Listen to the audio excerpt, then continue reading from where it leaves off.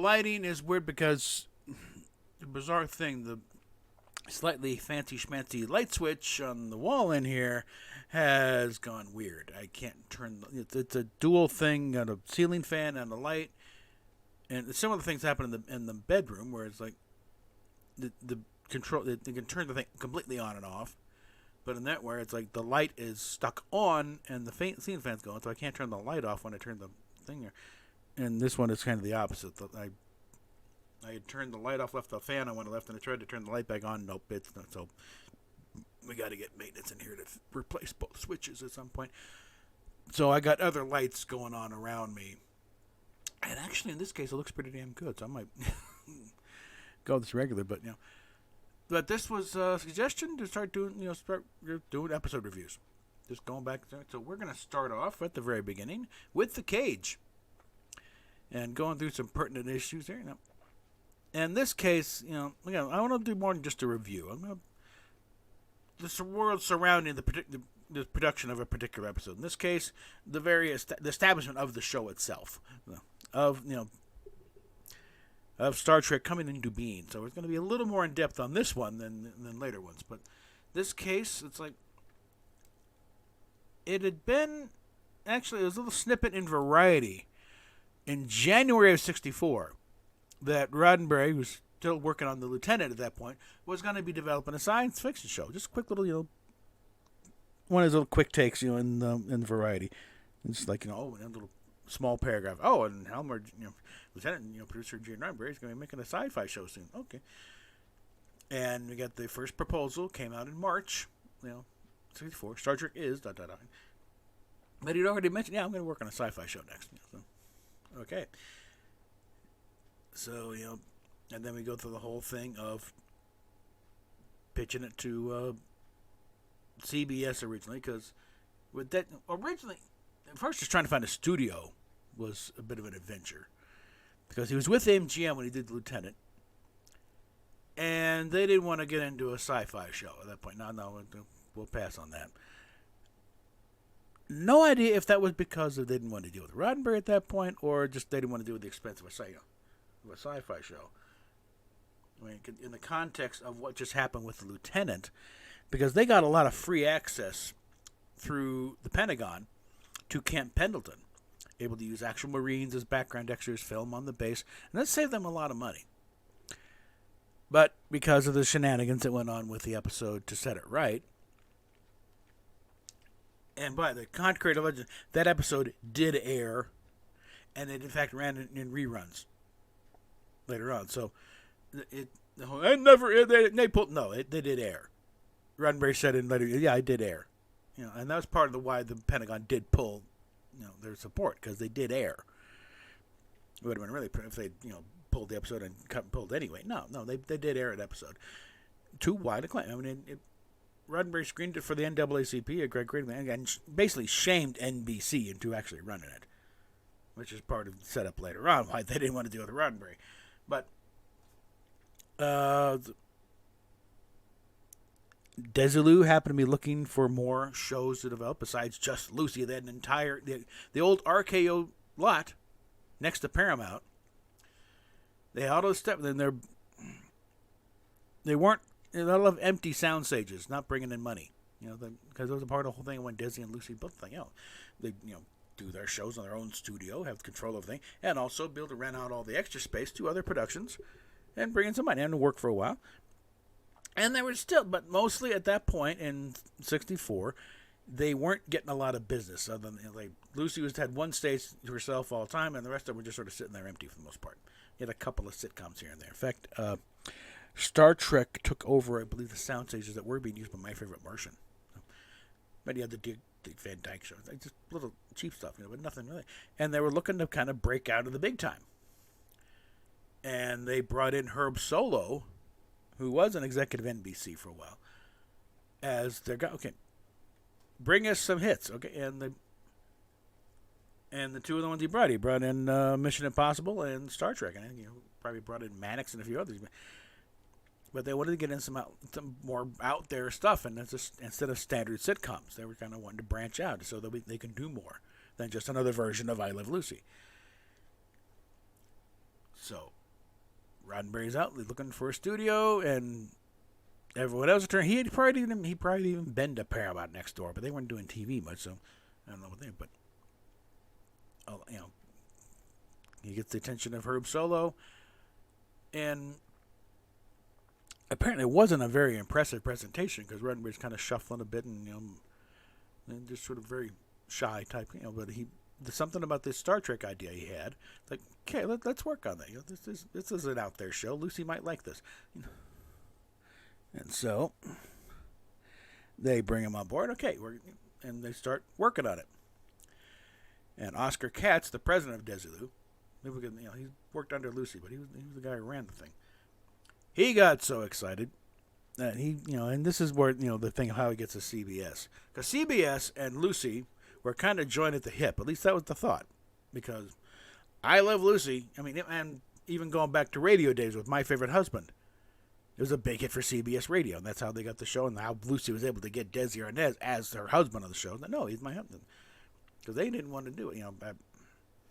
A white girl and a Cuban? No. That's kind of, she had enough clout that she was able to push that through. And so anything that came from Desilu, CBS kind of got first pick at, because, they owed Lucy a lot. She kind of helped build the network for them. But it was kind of like not quite ready for prime time when Oscar Katz took Gene. So Herb wasn't around for that one. He took Herb. Oscar took Gene over to CBS, and they did the pitch thing. And the thing is, Fred Silverman is not a dumb guy. They picked Roddenberry because they were developing Lost in Space at the time, and probably figuring how the hell are we going to do this. And the spaceship show and all that, and hey, so how would you do this show with spaceships and different planets, Mr. Roddenberry? Well, you do this and this. Oh, really? Yeah. Okay, that's how you do that. All right, thanks, but no, we'll do it with our own story. And I think now that you've told us how to do it, you bastards. And that's how that all happened. So basically, they got Roddenberry to spill his guts of how to do an expensive show. Because that's the thing. Roddenberry, as a writer. Again, he won awards. He was very acclaimed as a writer, but his main skill, I think, was as a producer. He could solve production issues, with weird little ideas, like how to make a plant look alien. He was having trouble with the greenhouse, and he take the plant out of the thing, upside down, put roots sticking out, and there's your alien plant. And that's everything. Just simple little stuff. Like later on, when Gene Kuhn and Dorothy Fontana try how to deal with the entire crew in Biennial of the Name, and he was kind of fun with a little paperweight that Dorothy bought him when she was on vacation in Mexico, and brought him back as a little dodecahedron thing. Well, how about if they shrunk the entire crew and stuff like that? These okay, thanks, boss. Off to the races. He would do stuff like that. That's where I think he had a real gift is in production, and solving little cheap ways to get out of very expensive problems. A skill that he would use over and over again in Star Trek, but But after that, it's Herb kind of no, Oscar, let me handle this, okay? So at that point, you only had 3 networks. The Dumont network had gone bye-bye. You had CBS, NBC, and ABC. CBS was now out. So you had 2 choices. So next one, in ABC, they had no N. They had no connection to Lucy. Herb didn't know anybody over there, so it was down to NBC for the most part. If they didn't work, it was going to be a hard sell trying to get ABC. Like, well, you've been turned down by 2 networks. Why should we look at you? But went to NBC, and Grant Tinker and Mort Warner, it was a difference to Herb. Their friendship to him, okay, you're our friend, we trust you with this idiot. Because they did not want to deal with Roddenberry. Because of the whole thing with what happened on the Lieutenant. He embarrassed that network badly over that mess. And so they were really not interested in dealing with Roddenberry again. But Herb said, no, I can keep him under control. Don't worry about it. I can keep a license on Roddenberry. We'll get you a real fantastic show. Again, we're going all color here, right? This is going to be a very colorful show. RSCA owns NBC. You want to sell color TV sets? This is the show to do it. And actually, it did show up in ads for RCTV. Yes, Star Trek in full color. And so, okay, and they and they pitched around for what kind of stories they do. And they put a few ideas out there. One of them, first one was eventually turned into Return of the Archons, but it was kind of playing on the parallel Earth thing, so you could use existing sets and cheapen them. And it's like, well, yeah. And then another one was basically a bottle show. It turned into Mud's Women. And said, no, that's not. They wanted to prove, let Desilu prove they could produce this type of show. So they picked, The Cage. And it was because it was the hardest one they saw production-wise to pull off. That if you can do this, then we'll believe you can do it. Everything else, because everything else, it's chicken seed. We know anybody can do that. We want to see you do the real hard stuff. So they gave him a big one, and that was The Cage, which did change. When it was submitted to NBC was The Menagerie. That's one of the things, a little mystery, but because there was no title card for the episode, it just said Star Trek. It was easy when the two-parter came out to differentiate, going back to the title, The Cage. But the first draft, the rough draft outline was June 25th. This is like in May when they finally got a commitment. Okay, here's some development money. Go for it. So you got a rough draft in the 25th of June, 64. First pilot, the pilot story outline. Again, you got a rough draft, then you got outline of the pilot. This is June 64. Final draft outline, 8th of July, 1964, 4 days before I was born. Get a little context there. The final draft outline, 22nd of July, I'm 10 days old. And the final teleplay on 31st of August. First draft script, when they finally starting to get finalized now, it's 8th September, 64. 2 years before the premiere of the show, which was actually a sneak preview week. But revised draft script on or shortly before 24th of September. Revised teleplay.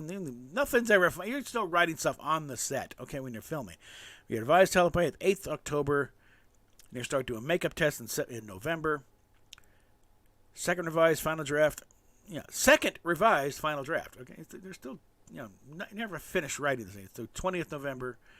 And then they finally started filming on the 27th of November, 64, through 18th December. So just in time to, so just between Thanksgiving and Christmas. It's okay, there we go. It's day one was Pike's Quarters, day two, they go, oh, no, they wrap up at, this is over on the Culver City thing. This is not on the Gower Street, which is now part of Paramount. This was a ways ago, because it was two facilities that bought when Disney and Lucy bought this thing. Because they had a facility over in Culver City, and the one on Melrose, which is not part of Paramount. And then you also had the 40-acre lot, which you had a lot of exterior thing where Hogan's Heroes was filmed out there. The outdoor sets for Andy Griffith's show were there, and other stuff like that. And it's also where they filmed the Talos 4, the Rigel 7 castle scenes. It was out on that thing. You got to refit an old fort set they had. It's probably condos now, unfortunately, but But they've wrapped up filming 18th December 64. Recorded the score in January, 22nd of January 65, and rejected by the network February 65. So, and it was around that time actually that Mort Warner called Herb Solow afterwards. Okay, Herb, I feel kind of bad because we kind of did you dirty here. Okay, we deliberately picked the hardest one, and you pulled it off. Okay, so how about this? Is how the second pilot came about. They kind of make it up to that they, in a way, tried to screw him over by giving him the hardest assignment they could. I'm not sure if it was Herb's idea or it was well, how about we make it up? We do a second pilot. Okay, great, and this one had better be proper, action adventure or else. Okay, and that's where you got Where No Man Has Gone Before and something a little more. You still got a running theme of what happens to the mind when you get ultimate power and you do whatever you want, but a little more, 60s, Rock'em Sock'em, ends with, Bill Shatner in a fist fight with a god. That's good stuff. That's why you launch a show, and we're off to the races. And as far as production, I mean, the first character within the description to be delivered to the network was number one. Because Gene wanted Majel there. Okay, Captain April had been there from the beginning, but not in any real detail. You just need kind of captain. You got to get a captain, but they start working on the other parts. First one was number one, and of course, once they saw it on screen, of course, it's like Herb. It's his girlfriend. She was hanging on the set all the time with Lieutenant. We know, so he wasn't fooling anybody. And that's what they objected to. It wasn't the fact, woman in command. No, there are many female actresses they would have gone with as second in command of the ship, but they weren't going to, provide tacit approval to Gene Roddenberry having an affair with one of his starlets on stage. No, you bring in a serious actress here because they didn't really believe Majel Barrett. Again, not knocking her acting ability, she was actually pretty good, but they weren't going to do it because it's Roddenberry's girlfriend. Okay. They want someone who's there solely because she's a talented actress, not because she's banging the producer. And of course, Nimoy, as far as the people in the office, he was always their first and only choice. Martin Landau was a backup idea in case Nimoy just wasn't available. And I think that was mainly the studio's doing. Or if Roddenberry doing, he never told Dorothy Fontana, who was a secretary at the time, or anybody on his side, that he was always going to be Nimoy. But Landau has said, they did bring him around. They asked him about it. I think it was sort of a general thing. They wanted him to be doing something with Desilu, because he had gotten a real good buzz for as part of North by Northwest. I think there's some Oscar buzz. I don't know if he's nominated or not, but there was buzz about it. And he's like, hey, this guy's coming up here. And in the Hollywood food chain, Martin Landau is slightly higher up than Leonard Nimoy. Nimoy was still a bit character actor, playing gangsters and Indians and stuff. And Martin Landau was a name to be bought. And I think because, again, this is my supposition, but the way everything kind of lines out, I think he was just brought in to Desilu to do something. They showed him what they got in development. And one of them was Star Trek, and this alien character, kind of, by this point, there's no emotion stuff. So I think it was like after the first pilot, but when the second pilot brought up, and they've already folded number one's personality into Spock to make the cold evoke, not. And Landau said, I can't play wooden. Okay, he was not interested in Spock because he didn't want to play a piece of furniture. But this Roland handgun, this Mission Impossible thing, that sounds fun. Okay,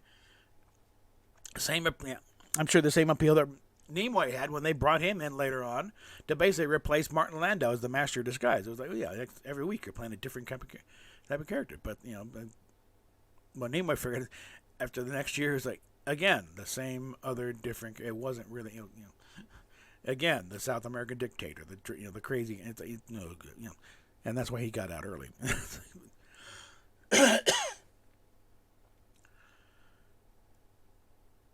But they went in, started producing, and we got our pilot, and then it goes off. And so let's look at the overall what we got for our money, pretty much. It's like you got a rudimentary form of Star Trek. You got the Enterprise, you got Spock, you get the uniforms are kind of there. You got the general idea of the mission. They're out doing space cop things, pretty much. As Harlan Ellison said, it's a cop show in space. They're doing around being cops. But this ship out there on the high seas of space doing stuff like, 18th century British ships enforcing maritime law and stuff. And it's kind of, pretty heady stuff. This is, for 1964, this is pretty heavy, dramatic stuff. And no, it's not all there. And, but it got an idea. And this is all, and that's all a pilot is. Most pilots never see the light of day as far as the general audience goes, nor are they meant to, because they're not the finished thing. This is a proof of concept thing. And I think this is the same case. Nobody was really going to be intended to see the pilot, even where No Man's Gone before. Nobody, it was not really intended to be seen by an audience. Shows that, a lot of shows, even today, that are bought and very successful. You never see the actual pilot. They might rework that story and with your final cast, but the pilot itself, because the pilot for All in the Family was never aired because you had a different actor playing Mike, and I think different actors for Gloria and stuff like that. It's a thing where you're working out ideas. So the only reason we saw the pilot, either one, was because there was an episode early on, because they didn't have enough episodes to air at that point. You had 2 or 3 here and there, nothing you want to lead off with. And even the When I Was Gone Before, they had a different, and had a Quinn Martin type of opening, different theme song entirely. Because they're doing things with, where the opening of things, Star Trek Chapter 1, if you remember any of the Quinn Martin shows, like, Canon or, Barnaby Jones, that's how they did. They come back, and nowadays it'd be very useful, because back then, commercial break was literally one commercial. Now, where you get like 4 or 5 commercials in a row and you forget what the hell you're watching, I think it'd be very useful to have the thing come back on the screen. Oh yeah, we're watching Star Trek. Okay. But yeah, they had to re-edit that one into approaching somewhat final form. And that's also why, either for whatever reason, in haste, they forgot to put in the Bill Shatner voiceover. So,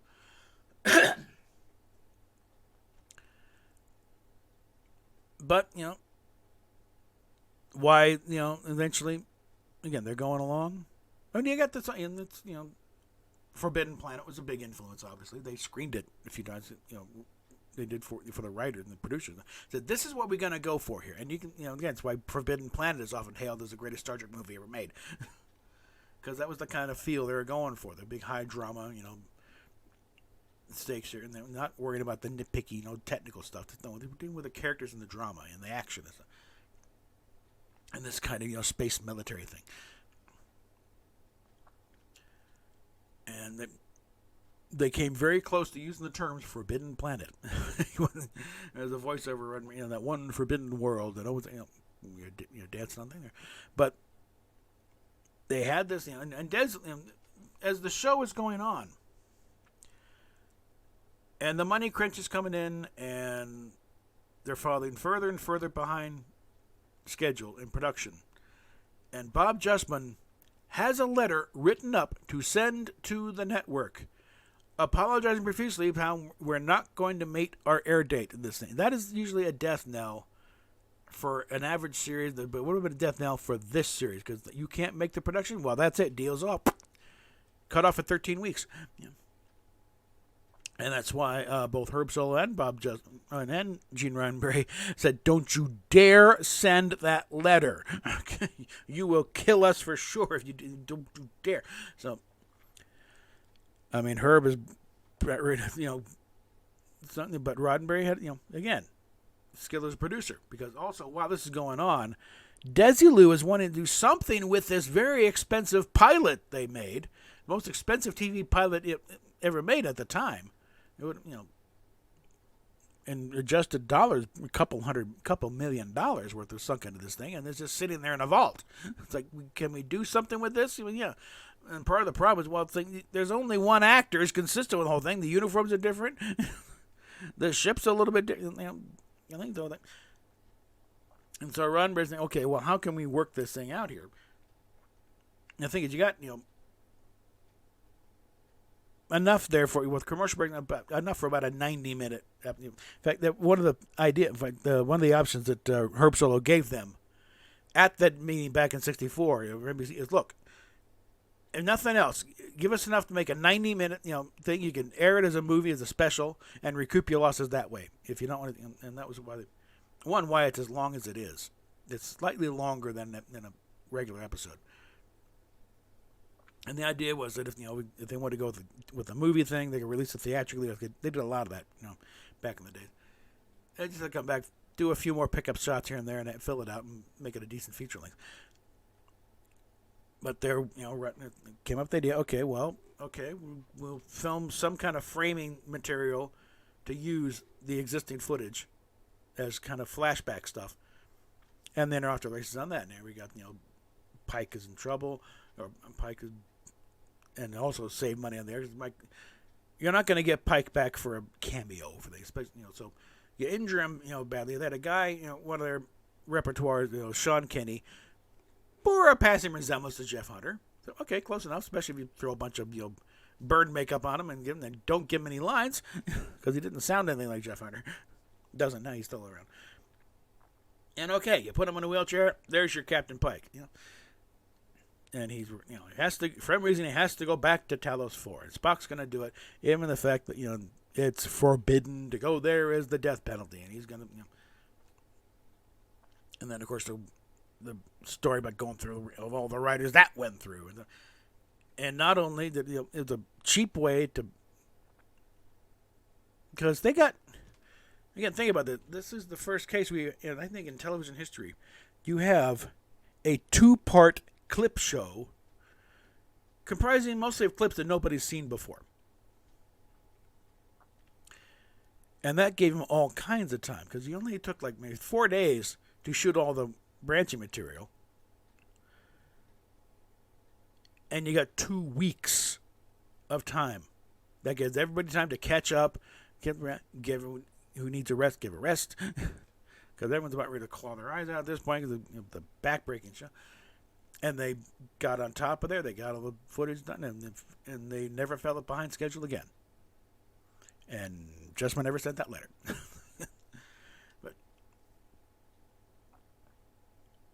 But that is the foundation upon which everything comes on. And even it's just, there's your proof of concept. Yes, we can do this.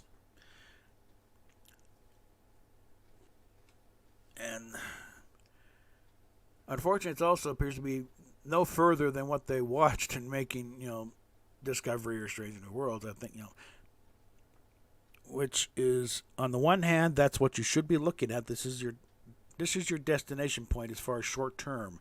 If it has to match up with that, or you're dead in the water. And that's why Discovery and Strange New Worlds, in my mind, are dead in the water. They don't match up at all.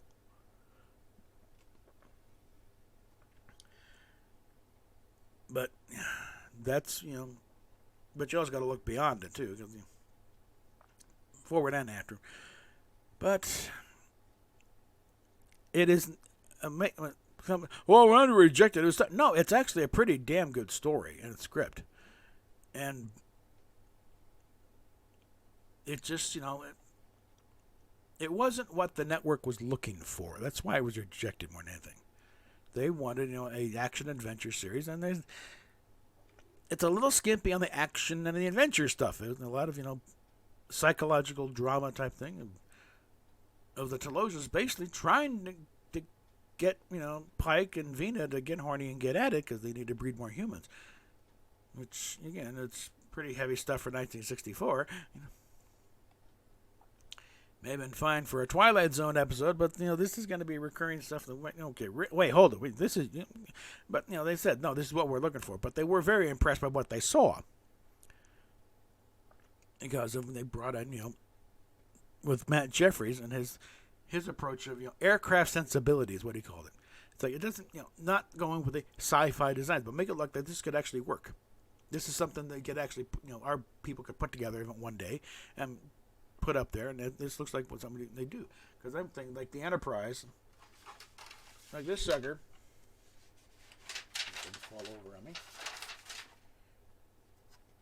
This does not look like a standards. This is not a flying saucer and a modified V2 rocket. This is and pretty utilitarian shapes. There's just straight lines here and there. Didn't even have the swirly lights on the nacelles yet. And as Neil deGrasse Tyson mentioned in that, Starship SmackDown, bit in San Diego Comic-Con that year, that was a game changer. That showed the world. No, you don't. You can go beyond just simple flying saucers or V2 rockets. You can do weird things with the spaceship and make it work. And that's when everything started going weird.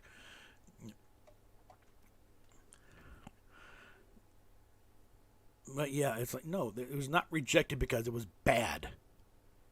It was rejected because it was like, this isn't what we were after. But this is a very good job. I've seen a few pilots in my time. Like I've been, part of test audiences for various things, usually sitcoms and things. And yeah, there's some very good stuff out there that doesn't get made for whatever reason. Like not everything gets rejected because it's bad. It's only because this isn't quite what we're looking for, or we don't like this actor. And the aftermath of this one is like, okay, we got a second pilot order, which is very unprecedented. But if you dig far enough, not completely unheard of, but it's rare. Okay, it's very rare because usually they'll base everything on this pilot, even if they change everybody. Like the Dick Van Dyke Show was like the original pilot for that was Carl Reiner on the part, and a different wife, different kid, different approach. Because that one's like it was a single camera in there with a laugh track, whereas the final thing was typical Days of the Thing, 3 cameras with an audience, and shot like a play. But the aftermath, okay, we got a pilot, we got a second pilot. We're going to come back and do something else. And then the negotiations with Jeffrey Hunter, mainly Jeffrey Hunter's wife. Because they started going about... Because I think Jeff was busy that day or something or other, but they sent his wife in. And they screened the pilot for her. And somehow they went... But she kind of huffily said, Jeffrey Hunter is a movie star. He doesn't do this kind of thing. He just stops out. That's kind of why they didn't stay together. And Roddenberry apparently, I guess he told somebody that I could deal with Jeff. I could deal with Jeff's agent. I could deal with Jeff and a gorilla. But I'm not dealing with that woman. Okay, she just made it impossible. So, okay, we're moving on. Because a few interviews I've seen with Jeff Hunter talking about it, he seemed very enthusiastic. He liked the idea. He apparently enjoyed the part. He was good to work with on set. But I think part of it is he did want time off for doing movies on this. He was trying to get a movie career back up and running. And he was in some big ones. He was in The Longest Day. He was in there's one John, I think it might have been The Searchers, but he was in a John Wayne movie. Not small parts. He was a big guy, of course. Part of the club of he was playing Jesus, King of Kings, a few years earlier. Blue-eyed, blonde-haired Jesus. That kind of follows you for a while. But it's clear that no, we're not dealing with Jeffrey Hunter anymore because I don't want to deal with his wife. So, okay, we start beating the bushes, and then we went through Lloyd Bridges, who's like, look, Gene, I like what you get, but sci-fi on TV just doesn't work. And at the time, he couldn't really argue. Jack Lord wanted 50% ownership of the show. There wasn't 50% ownership left to give him. So that was out there. Apparently, I'm guessing he liked what he saw, but he wanted to have... Majel brought in James Colburn as an idea. He's not sexy. Like hell he's not. And eventually, it falls to this up-and-comer by the name of William Shatner, who had just wrapped up a show on CBS for The Defense. Highly acclaimed, brilliant show. Kind of handheld camera thing, cinema verite type thing. That virtually nobody saw because it went up against Bonanza at its peak. So, one of those. It's like, yeah, great show, great acting, but nobody saw it. It has no audience. So, Bill Shatner out there with a wife and 3 daughters. And you need a gig. He did a couple of pilots there. Alexander and Star Trek. And I've seen some of the Alexander one, and yeah, he was praying that one did not sell. Okay, because he described it as combat in drag, because everyone's in togas. And very, very stilted dialogue. We must share in the glory of taking this hill.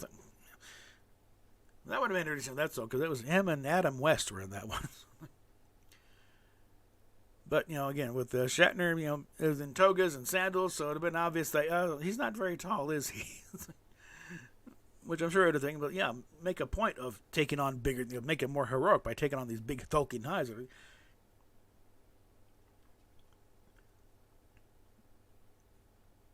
And again, when Shatner's brought in, they screened the pilot for him, and he made the observation that it's great, but they should be a little looser. This should be normal life for them. So they're also damn serious. Lighten up a bit. Let them joke around a little bit. And they incorporate that, and yeah, it became more little more commonplace. It's like, okay, yeah. And we'll get into that next time we get into where No Man has gone before. So I think we're at a point where I guess we can wrap up here. So we will talk at you later.